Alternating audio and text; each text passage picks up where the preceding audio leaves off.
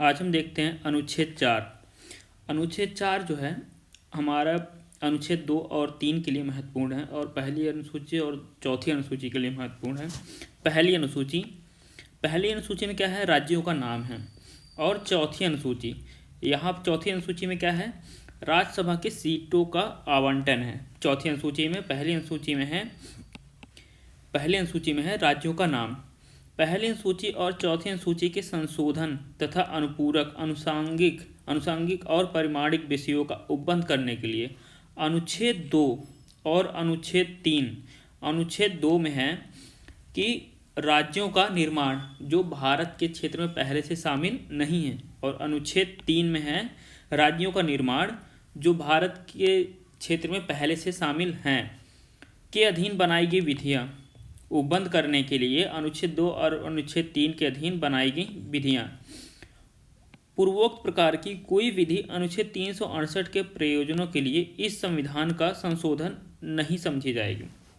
यानी कहना यह है इसका कि भारतीय संविधान में कोई अनुच्छेद 2 के तहत कोई नया राज्य शामिल करना हो या अनुच्छेद 3 के तहत कोई नया राज्य शामिल करना हो, या फिर पहली अनुसूची और चौथी अनुसूची जो है इसके अनुसार जो है किसी राज्य का नाम बदलना हो या फिर किसी राज्य की क्षेत्र बढ़ाना हो या फिर शामिल करना हो, उसके लिए जो है संविधान के अनुच्छेद 368 में कोई भी संशोधन करने की आवश्यकता नहीं है। सिंपल सा मतलब ये है कि अनुच्छेद 2 और अनुच्छेद 3 में अगर कोई परिवर्तन करना है तो उसके लिए संविधान के अनुच्छेद 368 में संशोधन करने की आवश्यकता नहीं है।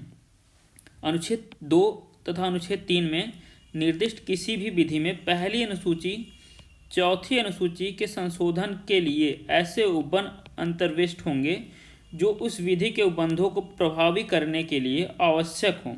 ऐसे अनुपूरक, अनुषंगिक और परिमाणिक उपबंध भी जिनके अंतर्गत ऐसी विधि से प्रभावित राज्य या राज्यों के संसद में और विधानमंडल या विधानमंडलों में प्रतिनिधित्व के बारे में उपबंध हो अंतर्विष्ट हो सकेंगे, जिन्हें संसद आवश्यक समझे। यानी कि अगर अनुच्छेद 2 और अनुच्छेद 3 के तहत या फिर पहली अनुसूची और चौथी अनुसूची में कोई परिवर्तन करना हो तो हमें अनुच्छेद 368 के तहत संविधान में संशोधन करने की आवश्यकता नहीं होती है, बल्कि संसद सिर्फ सामान्य नियमों के द्वारा ही यहाँ पर अनुच्छेद 4 के तहत अनुच्छेद 2 और 3 में परिवर्तन कर सकता है। अनुच्छेद 4 का सबसे महत्वपूर्ण पहलू यही है कि अनुच्छेद 2 और अनुच्छेद 3 पहली अनुसूची और चौथी अनुसूची में अगर कोई भी परिवर्तन करना है तो संविधान संशोधन करने की आवश्यकता नहीं है।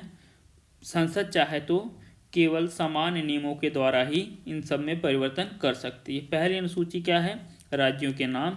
चौथी अनुसूची क्या है, राज्य सीटों का आवंटन। अनुच्छेद 2 में क्या है, राज्यों का शामिल करना जो पहले से भारत के क्षेत्र में शामिल ना हो, नए राज्य का निर्माण करना। अनुच्छेद 2। अनुच्छेद 3 भी है, नए राज्यों का निर्माण करना जो पहले से ही भारत के क्षेत्र में शामिल हों, भारतीय संघ में शामिल हों।